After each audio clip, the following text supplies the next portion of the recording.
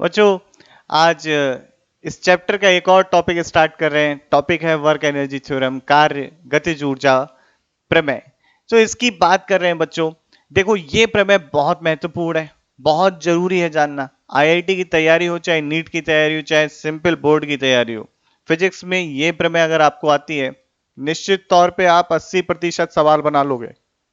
तो सवाल अगर सीखने हैं तो इसी प्रमेय की सहायता से आप सीख पाओगे बच्चों। अब क्या कहती है ये प्रमेय, आखिर किस चीज के बारे में डिस्कशन है इस प्रमेय से, आइए जानते हैं। तो सबसे पहले प्रमेय क्या है मैं आपको बताता हूं।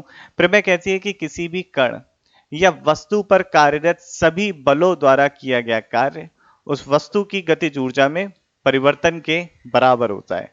तो इसको लिख लेते हैं।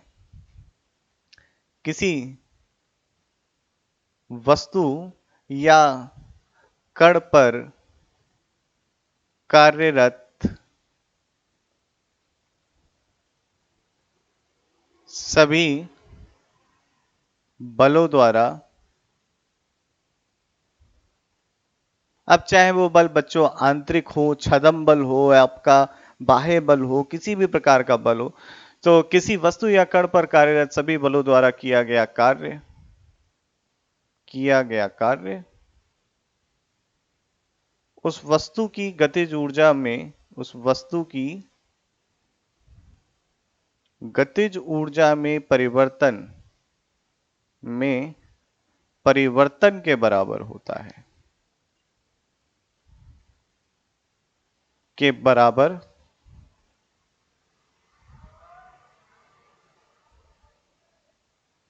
होता है।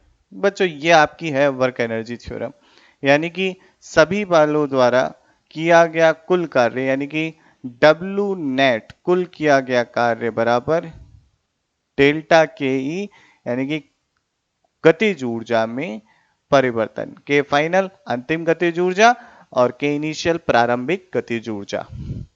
यहां पे लिख देता हूं, कुल कार्य बराबर, कुल किया गया कार्य बराबर अंतिम गतिज ऊर्जा माइनस प्रारंभिक गतिज ऊर्जा।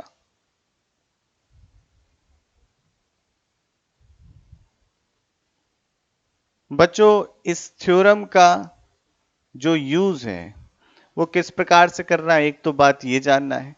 साथ ही साथ इस प्रमेय को किस तरीके से प्रूफ यानी कि सिद्ध करना है ये भी देखना है। तो प्रमेय को सिद्ध करने के दो तरीके हैं। पहला तरीका जो मैं बताऊंगा, ये उन विद्यार्थी जो केवल मेरे स्कूल की यानी कि स्कूल की पढ़ाई कर रहे हैं, उन्हें कॉम्पिटिटिव एग्जाम नहीं देना है, केवल बोर्ड के लिए पढ़ना है, या विद्यार्थी जो नीट के लिए पढ़ रहे हैं वो भी इसको देख सकते हैं।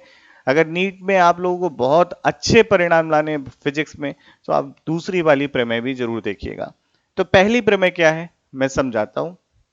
प्रमेय का पहला सिद्ध किस प्रकार से फर्स्ट मेथड से सिद्ध करूं, तो मैं समझाता हूं। बहुत सिंपल है। मान लीजिए एक वस्तु है जो एक आपके समतल तल पे रखी है और ये घर्षण रहित है।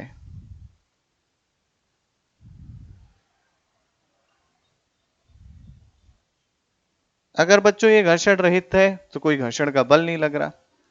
इस परिस्थिति पे वस्तु का जो वेग है u है, वस्तु पे F बल लगने लगता है, वस्तु का द्रव्यमान m है और ये वस्तु कुछ d डिस्टेंस चल जाती है।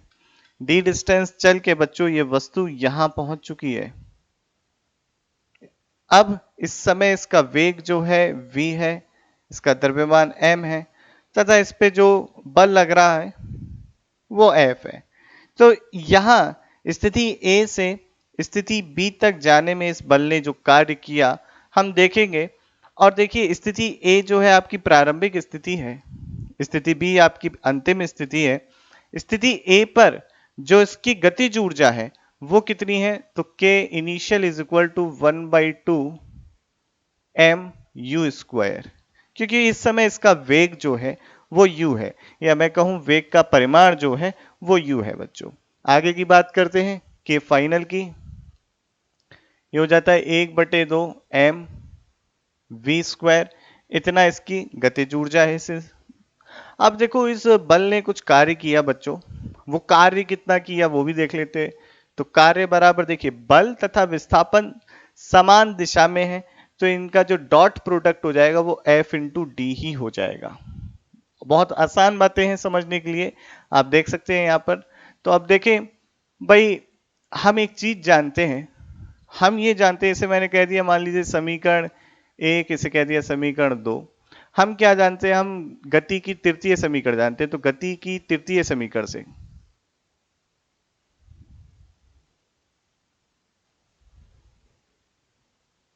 गति की तृतीय समीकरण बच्चों क्या कहती है?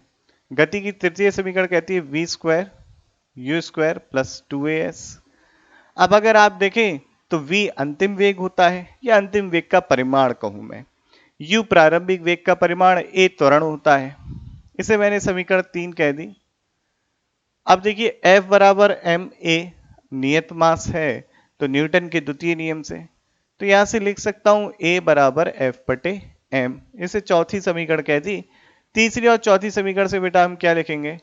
तीसरी और चौथी समीकरण से लिखेंगे वी स्क्वायर बराबर यू स्क्वायर प्लस 2 ए की जगह f by m into s, और एस डिस्प्लेसमेंट जो हुआ है बॉडी का वो डी हुआ है। तो ये हो गया एम वी स्क्वायर बराबर एम यू स्क्वायर प्लस का 2FD, 2FD बराबर m v square minus m u square and f d बराबर एम वी स्क्वायर बटे 2 माइनस का एम यू स्क्वायर बटे 2, जो कि बराबर क्या हो गया? 1/2 एम वी स्क्वायर के फाइनल हो गया, 1/2 एम यू स्क्वायर के इनिशियल हो गया, और WFT वर्क हो गया। तो यहां से ये सिद्ध होता है किसी बल द्वारा किया गया कार्य उस पिंड की गतिज ऊर्जा में परिवर्तन के बराबर होता है। ये पहला सिद्धीकरण है, तो इसे आप नोट करें, फिर दूसरे मेथड से देखते हैं। इसे फटाफट से बच्चों नोट कर लें। अब बच्चों कई सारे अगर फोर्सेस लग रहे हों, तो उन फोर्सेस की हेल्प से किस तरीके से हम निकाल सकते हैं, आपकी ये थ्योरम प्रूफ कर सकते हैं, तो वो देखते हैं। ठीक है, तो मान लीजिए किसी ऑब्जेक्ट पे कई सारे फोर्सेस, एक force F1 vector, F2 vector, इसी तरीके से Fn फोर्सेस लग रहे हैं। इन फोर्सेस का एक नेट भी होगा, तो वो F नेट वेक्टर लिख दिया मैंने, F1 plus F2 plus Fn तक। मान लीजिए इस फोर्सेस के अंडर में बॉडी कोई ds डिस्प्लेस हुई, ds वेक्टर डिस्प्लेस हुई, तो dw बराबर हो जाता है आपका F net dot ds vector, यानी कि सारे फोर्सेस का हमने वेक्टर सम कर लिया, तो उसकी वजह से जो नेट फोर्स आया, हम कह सकते हैं भाई इन सारे फोर्सेस का वर्क इस सिंगल नेट फोर्स के वर्क के बराबर होगा। सिंपल बात है ना। तो ये हमने कर लिया। अब जैसा कि इसे मैंने बच्चों लिख दिया इक्वेशन 1, और न्यूटन का सेकंड लॉ क्या कहता है इस इक्वेशन 2, तो न्यूटन के द्वितीय नियम से क्या लिख सकते हैं हम?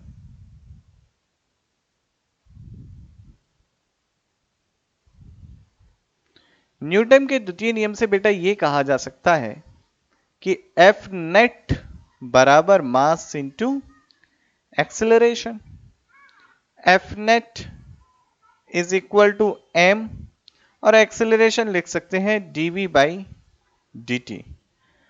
तो ये एक्सेलरेशन लिखा जा सकता है। आगे देखते हैं। तो बच्चों यहां पर इसे हम लिख देते हैं समीकरण 3। अब देखिए समीकरण 3 और 2 से देखें तो लिखेंगे dw is equal to f, that is f net is m dv vector बच्चों बटे dt into ds dot ds।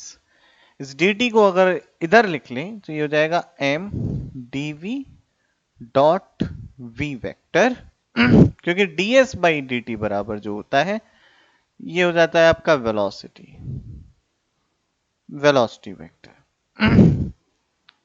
तो dw m v dot d v हो गया आपका। जब इसका बेटे इंटीग्रेशन करते हैं यहां पर, तो ये इंटीग्रेशन आपका कुछ इस तरीके से आता है। इंटीग्रेशन अब देखिए मान लीजिए भाई, जो जब वस्तु ए पर थी, आपकी इस स्थिति में थी तब इसका जो प्रारंभिक वेग था वो u था, और जब यहां पहुंची तो मान लीजिए इसका अंतिम वेग v हो गया है बच्चों। और यहां पर ध्यान दें, इसकी काइनेटिक एनर्जी जो प्रारंभिक काइनेटिक एनर्जी थी हाफ एम यू स्क्वायर थी, और जो इस समय काइनेटिक एनर्जी हो गई है इसकी के फाइनल बराबर हो जाती है आपकी 1/2 एम वी स्क्वायर। सारी वैल्यू समझे तो यहां से u से v तक और 0 से w, तो ये बराबर हो गया m v square by 2 u से v, m v square by 2 minus m u square by 2, 1/2 m v square minus 1/2 m u square. तो आपका वर्क बराबर बच्चों हो जाता है फाइनल काइनेटिक एनर्जी और इनिशियल काइनेटिक एनर्जी का डिफरेंस, यानी कि अंतिम गतिज ऊर्जा तथा प्रारंभिक गतिज ऊर्जा का अंतर हो जाता है। आसान बातचीत है, कुछ ज्यादा डिफिकल्ट नहीं है। यह बहुत महत्वपूर्ण स्टेटमेंट है। ये सारे वर्क का, सारे जितने भी फोर्सेस थे उन सभी का वर्क है। अब कौन कौन से फोर्स हो सकते हैं इसको थोड़ा सा और डिटेल में जान लेते हैं। तो आप इसे स्क्रीन पॉज करके बच्चों नोट कर लें। तो अब देखें बच्चों, तो हम लिख सकते हैं चाहे सभी बलों का कार्य, चाहे कौन कौन से वर्क हो आपके आंतरिक बल यानी कि इंटरनल फोर्सेस के कारण, बाह्य बल एक्सटर्नल फोर्सेस के कारण, सीडो फोर्स छदम बल के कारण हो स्यूडो फोर्स की वजह से, या जितने भी बल हैं इन सभी के कारण किया गया कार्य बराबर होता है जो भी वस्तु है, निकाय है, उसकी गतिज ऊर्जा में परिवर्तन के। अब अगर आप देखें इंटरनल फोर्सेस की वजह से किया हुआ वर्क बच्चों होता है हमेशा 0। इंटरनल फोर्सेस याद रखिएगा, जो अंतः या अंतः बल हैं, जो अंतः बल हैं, अंतः बल द्वारा किया गया कार्य 0 होता है। कुल द्वारा किया गया कुल कार्य 0 होता है। क्या कारण है भाई इसका 0 होने का? कारण यह है कि जैसे कि मान लें एक रस्सी है, रस्सी में क्या आता है? टेंशन आता है। अब मान लीजिए ये रस्सी थोड़ी सी अपनी जगह से विस्थापित हो गई, तो ये यहां पहुंच गई। तो आप देखें कि रस्सी के इस एंड का जो विस्थापन है इस दिशा में हुआ, मैंने इसे कहा डेल्टा एक्स, और इतना ही विस्थापन इसका यहां पर हुआ इस वाले का, तो डेल्टा एक्स। तो यहां पर जो तनाव है, तो रस्सी में तनाव जो है आंतरिक बल है। अगर मैं इसे पूरा सिस्टम मानूं तो ये बल जो है आपका बच्चों आंतरिक बल है। तो इस आंतरिक बल से अगर देखें जो ए बिंदु पर तनाव है और जो बी बिंदु पर, तो ये ए प्राइम कह दिया, ये बी प्राइम कह दिया, यहां स्थिति बदल चुकी है। तो आप देखें कि ये वाला जो टेंशन है इसका किया हुआ कार्य तो धनात्मक होगा, और ये वाला टेंशन विपरीत दिशा में है तो इसका किया हुआ विस्थापन इधर है, टेंशन इधर है, तो इसका किया गया कार्य ऋणात्मक होगा। इसलिए कुल कार्य देखें 0 हो जाता है। तो हम यहां से देख सकते हैं कि किसी अंतः बल के द्वारा किया गया कार्य 0 होता है तो इस बात को हमने समझा और इसको लिख भी लिया। अब देखिए कार्य ऊर्जा जो प्रमेय है, इसके ऊपर बहुत अच्छे अच्छे प्रश्न संभव हैं, और सभी प्रश्नों को एक एक करके हम देखेंगे भी कि किस तरीके से इनके प्रश्नों को हल करना चाहिए। तो आइए उनको देखते हैं बच्चों। तो बच्चों एक प्रश्न देखते हैं। प्रश्न ये है कि एक बल लग रहा है, नियत बल है 3i कैप माइनस 1.5 जे कैप। वस्तु का द्रव्यमान 5 किलोग्राम दे रखा है। वस्तु की प्रारंभिक स्थिति 2i cap minus 3j cap दे रखी है और उसका वेग दे रखा है इस स्थिति पर ये है। और अंतिम स्थिति दे दी, आपसे पूछ लिया गया कि अंतिम स्थिति पर इसके वेग का परिमाण क्या होगा। तो इस प्रश्न को अगर आप काइनेमेटिक्स यानी कि शुद्ध गतिकी से करने जाएंगे तो बहुत समस्या हो जाएगी। तो इसको शुद्ध गतिकी से बच्चों नहीं करते हैं, इसे हम कार्य ऊर्जा प्रमेय का प्रयोग करके ही करते हैं। तो देखिए किस तरीके से करेंगे। सबसे पहले प्रमेय ये कहती है कि किसी बल द्वारा किया गया कार्य बराबर होता है उस वस्तु की गतिज ऊर्जा में परिवर्तन के। अब यहां पर हमें कार्य निकालना है, तो कार्य के लिए बल तो दिया है लेकिन हमें विस्थापन नहीं दिया है, तो हम विस्थापन निकालेंगे। सबसे पहले तो विस्थापन बराबर होता है अंतिम स्थिति माइनस प्रारंभिक स्थिति। अंतिम स्थिति है इसकी जो है वो है आई कैप प्लस 5j कैप, और प्रारंभिक स्थिति जो है वो है 2i कैप माइनस का 3j कैप। तो अगर हम यहां से करेंगे बच्चों तो हमें मिलता है माइनस का i कैप और माइनस माइनस प्लस हो जाता है प्लस 8j कैप। ठीक है, तो प्रारंभिक स्थिति आपकी ये है, अंतिम स्थिति ये है। अंतिम स्थिति में से प्रारंभिक स्थिति को घटाया है तो हमें देखिए माइनस ये और 5 माइनस का 3 8 आ जाता है। विस्थापन आ गया। कार्य बराबर आपका होता है F डॉट डी, तो F है आपका 3i कैप माइनस का 1.5j कैप, और D जो है आपका वो है माइनस का i कैप प्लस का 8j कैप। अगर हम इसे करें तो ये हो जाता है माइनस का 3 और 1.5 इंटू 8 यानी कि 1.5 गुणा 8 का मान कितना होगा, तो ये बच्चों हो जाता है देखिए 4 और 12, तो ये आ जाता है माइनस का 15 जूल। ठीक है, माइनस का 15 जूल आ जाता है बच्चों ये। अब इतना कार्य किया गया है, अब हम देखते हैं, अब हमें देखना है परिवर्तन गतिज ऊर्जा में बराबर होता है k final minus k initial, यानी कि अंतिम गतिज ऊर्जा हमने मानी हाफ एम वी एफ का वर्ग।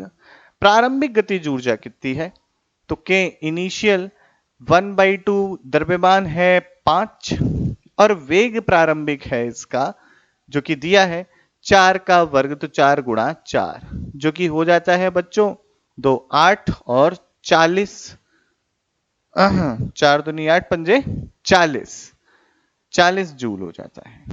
ठीक है, इतनी गतिज ऊर्जा हो गई।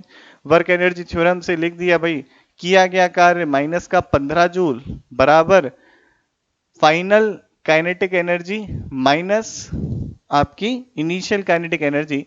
तो आपकी फाइनल जो गतिज ऊर्जा आई है, अंतिम गतिज ऊर्जा 40 माइनस 15 जो कि बच्चों कितनी हो जाती है 25 हो जाती है, और आपका द्रव्यमान इसका 5 है। वेग हमें देखना है उसका वर्ग, तो देखिए 25 ये 5 से 5 गया और v फाइनल का वर्ग आ गया 10, तो v फाइनल बराबर हो गया स्क्वायर रूट ऑफ 10 और ये आ जाता है आंसर। तो एक अच्छा सिंपल सा सवाल देखा हमने कार्य ऊर्जा प्रमेय पे। बच्चों इसे फटाफट नोट करें, कुछ और प्रश्न देखते हैं। बच्चों कई बार आपके सामने ऐसे प्रश्न आएंगे कि एक व्यक्ति मोटरसाइकिल से चलता हुआ जा रहा है, उसने अचानक से ब्रेक मारे, तो आपको दे दिया कि मान लीजिए घर्षण गुणांक कितना है, तो कितनी दूर चल के रुक जाएगा, या फिर कितना घर्षण गुणांक होना चाहिए कि इतनी दूर चल के रुक जाए, या फिर इतनी दूर चल के रुका तो फिर वेग क्या रहा। इस प्रकार के प्रश्नों को कार्य गतिज ऊर्जा प्रमेय से बहुत आसानी से किया जा सकता है। तो इसी प्रश्नों की अब मैं आपके साथ चर्चा करने जा रहा हूं, जरा ध्यान से देखें। मान लीजिए एक व्यक्ति है, एक आपकी ये जो रफ सरफेस है, खुरदरी सतह पर साइकिल से जा रहा है।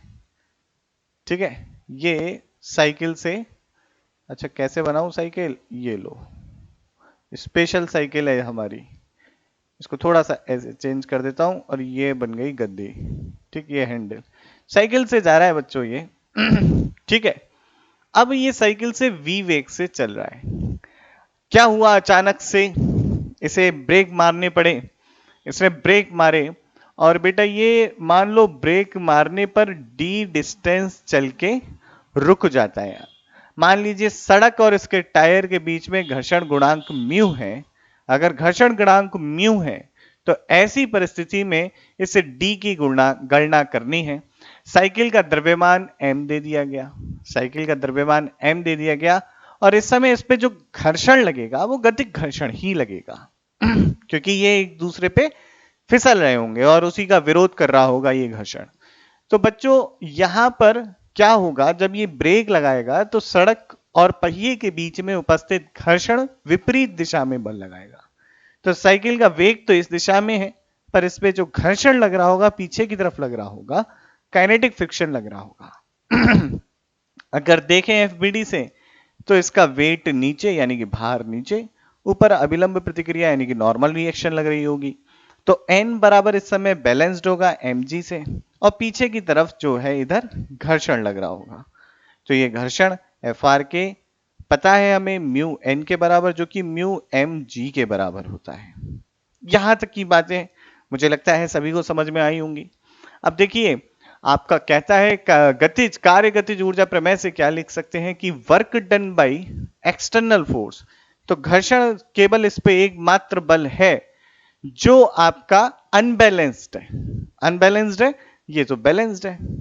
तो हम, और दूसरा ये दोनों बल विस्थापन की दिशा के अभी मतलब लंबवत हैं, तो इनका किया गया कार्य शून्य होगा, केवल घर्षण का कार्य होगा वो भी ऋणात्मक होगा। तो वर्क डन बाय फ्रिक्शन होगा बच्चों माइनस का एफ आर इंटू डी। ऋणात्मक चिन्ह इसलिए लगाया कि विस्थापन इस दिशा में है और घर्षण विपरीत है, दोनों के बीच में 180 डिग्री का कोण है और cos 180 का मान -1 होता है। तो यहां तक की बातें मुझे लगता है सभी को समझ में आई होंगी। आगे देखते हैं कि WFR आ गया। अब कार्य गतिज ऊर्जा प्रमेय ये कहता है कि किसी भी वर्क द्वारा यानी कि किसी भी बल द्वारा किया गया कार्य गतिज ऊर्जा में परिवर्तन होता है। अंतिम गतिज ऊर्जा, जब वस्तु रुक जाएगी तो उसका वेग तो हो जाएगा शून्य, और अंतिम गतिज ऊर्जा भी हो जाती है शून्य। शून्य प्रारंभिक गतिज ऊर्जा 1/2 माइनस का v², ये हो गया -1/2 mv², और घर्षण द्वारा किया गया कार्य जो है माइनस का FRD। FR की बच्चों जो वैल्यू है म्यू mg -1/2 mv²। m से m का तो हो गया, अच्छा यहां पर d और रह गया तो d। तो अगर मुझसे पूछा जाए कि भाई कितनी दूरी चल के रुकेगा, तो हम लिख देंगे ये हो जाएगा v² 2 म्यू g। आपसे पूछ लिया जाए या कुछ भी घर्षण गुणांक पूछ लिया जाए या कुछ भी पूछ लिया जाए, आप इससे निकाल सकते हैं। तो इस प्रकार के सवालों को बच्चों इस तरीके से हल करते हैं। ये भी कार्य गतिज ऊर्जा से बहुत आसानी से हल हो जाता है। जैसे फटाक से नोट कर लें। कुछ और प्रश्नों को देखते हैं हम।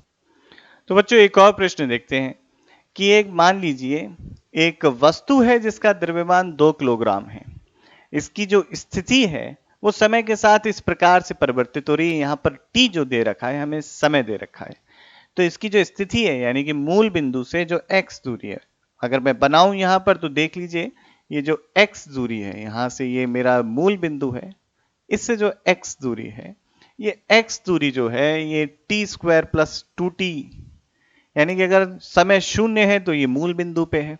अगर समय जो आपका समय 1 सेकंड हुआ है तो t की वैल्यू 1 रखेंगे तो 3 मीटर पे ये पहुंच चुका है। तो इस तरीके की बातचीत है।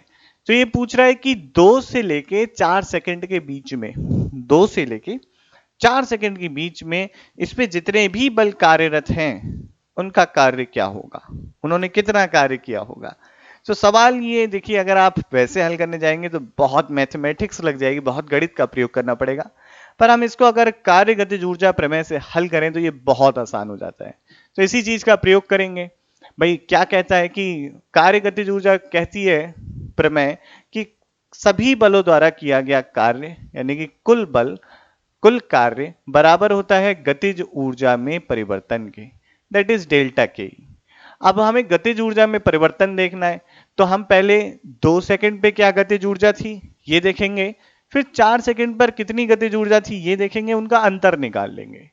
तो 2 सेकंड पे गतिज ऊर्जा के लिए हमें वेग चाहिए होगा और वेग के लिए हमें इसका करना पड़ेगा अवकलन। तो dx/dt आपका आ जाता है बच्चों वेग, या वेग का परिमाण बोले तो ज्यादा अच्छा है। तो टी स्क्वायर प्लस 2t, और यहां पे कर दिया आपने इसका अवकलन, तो टी स्क्वायर का अवकलन हो गया 2t, और 2t का अवकलन हो गया प्लस का 2, तो 2t प्लस का 1 यहां पर आ जाता है। अब वेग आपका 2 सेकंड पर कितना है? 2 सेकंड पर वेग आपका हो जाता है 2, और 2 प्लस 1 3, तो ये हो जाता है 6 मीटर पर सेकंड स्क्वायर। 4 सेकंड पर वेग कितना है? 4 सेकंड पर आपका वेग हो जाता है 4 1 5 10, तो 10 मीटर प्रति सेकंड। 2 सेकंड पर जो काइनेटिक एनर्जी है इसे मैं k इनिशियल लिखता हूं, जो कि बराबर हो जाती है 1/2 द्रव्यमान 2 kg का है, और यहां पर इसका वर्ग जो कि हो गया 36, तो ये हो गया 36 जूल की काइनेटिक एनर्जी हो गई 2 सेकंड पर। अब मैं 4 सेकंड पर अगर काइनेटिक एनर्जी लिखूं यानी कि गतिज ऊर्जा, तो हो जाती है 1/2 2 गुणा, और किसका वर्ग? वर्ग हो जाता है आपका यहां पर 10 का वर्ग। वेग का वर्ग होता है, वेग के परिमाण का वर्ग होता है, तो 10 का वर्ग, यहां से ये गया और ये हो गया 100। तो आपका कुल बल सभी बलों द्वारा किया गया कुल कार्य बराबर हो जाता है अंतिम गतिज ऊर्जा जो कि 100 है, प्रारंभिक गतिज ऊर्जा जो कि 36 है, बराबर 64 जूल। तो इतना कार्य हो जाता है। और देखिए ये प्रश्न मैं निश्चित तौर पे आपको बता रहा हूं बच्चों, कार्य गतिज ऊर्जा से अगर हल करेंगे तो बहुत आसान है, अदरवाइज आप इसे और किसी तरीके से लेके जाएंगे तो बहुत कठिन पड़ जाता है। तो इसे जरूर नोट करें और इसको एक बार फिर से जरूर करके देखें, ठीक है। फिर हम बात करते हैं अब इसके बाद कि गुरुत्व बल द्वारा किया गया कार्य की गणना कैसे करें। तो देखते हैं, आप इसे नोट करें पहले। अब बच्चों देखेंगे कि किस प्रकार से हम गुरुत्व बल द्वारा किए गए कार्य की गणना करते हैं। यहां पर हम ये मान रहे हैं कि जो गुरुत्व के द्वारा बल लग रहा है उसमें परिवर्तन नहीं हो रहा है दूरी के साथ, यानी कि दूरी या मैं कहूं जो पृथ्वी के केंद्र से स्थिति है उसमें बहुत बड़ा परिवर्तन हमने नहीं किया है। तो हम उस परिस्थिति में ये मान रहे हैं कि पृथ्वी द्वारा किसी भी वस्तु पर लगाया गया जो गुरुत्व का बल है वो नियत है, यानी कि स्थिति पर निर्भर नहीं कर रहा है, उसमें बहुत नगण्य परिवर्तन हो रहा है। तो हम इस परिस्थिति में work done by gravity calculate कर रहे हैं। तो सबसे पहले अगर किसी वस्तु को ऊपर ले जाते हैं, किसी स्थिति से ऊपर ले जाते हैं तो कितना कार्य किया, हम किसी स्थिति से नीचे लाते हैं तो कितना कार्य किया, किसी नत तल पे यानी कि हम इंक्लाइंड सरफेस पे चलाएं तो कितना कार्य हुआ, सारी की सारी चर्चाएं करेंगे। तो सबसे पहले केस देखते हैं कि यदि किसी वस्तु को हम ऊपर की तरफ लाएं तो सबसे पहले बच्चों एक रेफरेंस यानी कि निर्देश तल यानी कि रेफरेंस लेवल सेट करते हैं। मान लीजिए वस्तु यहां पर इसकी प्रारंभिक ऊंचाई जो है इस निर्देश तल यानी कि रेफरेंस लेवल से आपकी जो है एचआई है, यहां पर थी वस्तु, इसे उठा के हमने यहां रख दिया, तो यहां से यहां पर मान लीजिए कुल जो इसका अब इस नत तल से ऊंचाई इसकी हो गई एच एफ। और ऐसी परिस्थिति में हमने जो परिवर्तन किया वो परिवर्तन जो किया डेल्टा एच का किया, डेल्टा एच। और ये डेल्टा एच देखें आप वस्तु का विस्थापन धनात्मक लेंगे क्योंकि इसकी अंतिम स्थिति प्रारंभिक स्थिति के ऊपर है। तो यहां पर देखें कि आपका जो ग्रेविटी का फोर्स लग रहा है वो नीचे की तरफ लग रहा है। तो बच्चों किया गया कार्य बराबर हो जाएगा गुरुत्व बल द्वारा किया गया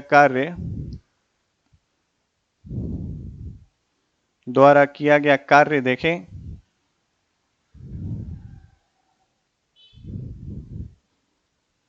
तो बच्चों ये कार्य बराबर आ जाता है आपका mg तो नीचे की तरफ है और जो वस्तु का विस्थापन हुआ डेल्टा एच का वो ऊपर की तरफ है, दोनों के बीच में 180 का कोण है। तो हम लिखेंगे mg डेल्टा एच और cos 180 जो कि हो जाता है माइनस का mg डेल्टा एच। तो आप देखें जो किया गया कार्य रेफरेंस लेवल से तो इंडिपेंडेंट है, लेकिन किस बात पे निर्भर कर रहा है कि वस्तु अपनी प्रारंभिक स्थिति से कितनी ऊपर गई है, यानी कि प्रारंभिक स्थिति से कितना विस्थापन हुआ है। अब हम दूसरा केस बच्चों देख रहे हैं, दूसरे केस की बात करें तो दूसरे केस में हम ये देख रहे हैं, इधर करता हूं मैं दूसरा केस, सेकंड केस में हमारी वस्तु किसी स्थिति से नीचे आई है। मान लीजिए इसकी प्रारंभिक स्थिति जो है एच आई ये है और वस्तु जो है ये रेफरेंस लेवल से अब यहां आ गई है। इस स्थिति पे तो जो ये है ये एच एफ है आपका। तो आप देखें वस्तु का विस्थापन नीचे की तरफ हुआ है डेल्टा एच, और जो आपका गुरुत्व का बल लगता है वो भी नीचे लगता है एम जी।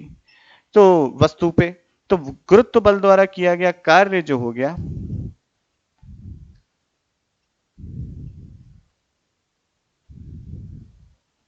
यहां पर हो जाता है धनात्मक एम जी डेल्टा एच, क्योंकि विस्थापन भी नीचे है और लग रहा बल भी नीचे है। तो ऐसी परिस्थिति में गुरुत्व बल द्वारा किया गया कार्य धनात्मक हो जाता है। अब बच्चों इसके बाद हम इसे नोट कर लें, फिर देखते हैं नत तल पे क्या होता है। तो देखिए बच्चों एक नत तल है यानी कि इंक्लाइंड प्लेन है। यहां से वस्तु पहले इस स्थिति में थी, फिर इस स्थिति में पहुंच गई यहां पर, और यहां से लेके यहां तक इसका एस विस्थापन होता है। मान लीजिए इसकी जो ऊंचाई है इस बिंदु की ये h है, ठीक। अब वस्तु यहां से यहां ले जाई जा रही है, मैं बीच में कहीं दिखा देता हूं, m द्रव्यमान की वस्तु है। इस द्रव्यमान की हम देखना चाहते हैं गुरुत्व बल द्वारा किया गया कार्य। क्या देखना चाहते हैं बच्चों? गुरुत्व बल द्वारा कितना कार्य हुआ ये जानना चाहते हैं। तो अब यहां पे देखें तो अगर यह कोण थीटा है तो हम इसका मुक्त बल आरेख बनाते हैं, मुक्त वस्तु आरेख बनाते हैं, फ्री बॉडी डायग्राम। तो mg तो नीचे लग रहा होता है, और इस mg का देखें एक घटक यहां पर आता है mg साइन थीटा, और इसके लंबवत दूसरा घटक आता है जो आता है mg कॉस थीटा। अगर mg कॉस थीटा द्वारा किया गया कार्य देखें बच्चों तो देखिए यह तो विस्थापन के लंबवत है, तो इस कंपोनेंट या इस घटक द्वारा किया गया कार्य जो होगा बच्चों W वो शून्य होगा। लेकिन इसके द्वारा किया गया कार्य विस्थापन इस दिशा में है, और जो आपका इस घटक की दिशा है वो ये है। एक दूसरे के बीच में 180 का कोण बन रहा है, तो इस घटक द्वारा किया गया कार्य हो जाएगा ऋणात्मक। तो हम कह सकते हैं ग्रेविटी द्वारा वर्क डन बाई ग्रेविटी जो हो जाएगा माइनस का mg साइन थीटा, और विस्थापन हुआ है s। ठीक, इस तरीके से निकाल सकते हैं। अब देखें अगर मैं इस ट्रायंगल की बात करूं, ये जो आपका त्रिभुज है इसमें अगर मैं साइन थीटा लिखना चाहूं बच्चों तो साइन थीटा क्या लिखूंगा? साइन थीटा हम देखेंगे तो बराबर होता है ये आपका लंब बटे कर्ण। तो आपका h बराबर आ जाता है s साइन थीटा के। अगर आप इस समीकरण संख्या 1 को दोबारा देखें तो WG माइनस का mg, और इधर लिखा जा सकता है s साइन थीटा, और s साइन थीटा बराबर जो है वो तो h के है। तो ये हो जाता है पुनः mgh, यानी कि गुरुत्व बल द्वारा किया गया कार्य जो है वस्तु की रेफरेंस लेवल से कितनी ऊंचाई है इस बात पर निर्भर कर रहा है, ना कि वो किस पथ पर चला इस बात पर निर्भर कर रहा है। तो वर्क डन बाई ग्रेविटी जो है आप ध्यान से देखें, ये एक इंपॉर्टेंट चीज है समझने के लिए। तो ठीक है, हमने यहां पर देखा गुरुत्व बल द्वारा किया गया कार्य। तो बच्चों आज के लेक्चर में तो इतना ही रखते हैं। नेक्स्ट लेक्चर में कुछ और नए कंसेप्ट सीखेंगे, स्थितिज ऊर्जा के बारे में जानेंगे, संरक्षी असंरक्षी बलों के बारे में जानेंगे, और केंद्रीय बलों के बारे में जानेंगे। बहुत महत्वपूर्ण है, इन सभी की जानकारी प्राप्त करेंगे। अभी मैं चलता हूं बच्चों, ये याद रखिएगा अगर वास्तव में आपका किसी भी चीज को पाने का सपना है ना, तो उसके लिए आपको कुर्बानियां देनी पड़ती हैं। आपको प्रभु या परमात्मा या ऊपर वाला खुदा चाहे कोई भी हो, उस एक भगवान को या मैं जो भी कहो, आप जिसमें विश्वास रखते हो, जिस धर्म का पालन करते हो, उसके ऊपर श्रद्धा रखते हो, उसे दिखाना पड़ता है कि आप उस चीज के हकदार हो। और जिस समय आप ये दिखा देते हो, वो ये मान जाता है, तो शायद आपके और सफलता के बीच में फिर कोई नहीं रहता। तो मेहनत से पढ़िए, अपने देश के लिए पढ़िए, अपने लिए पढ़िए, अपने माता पिता के लिए पढ़िए। जय हिंद।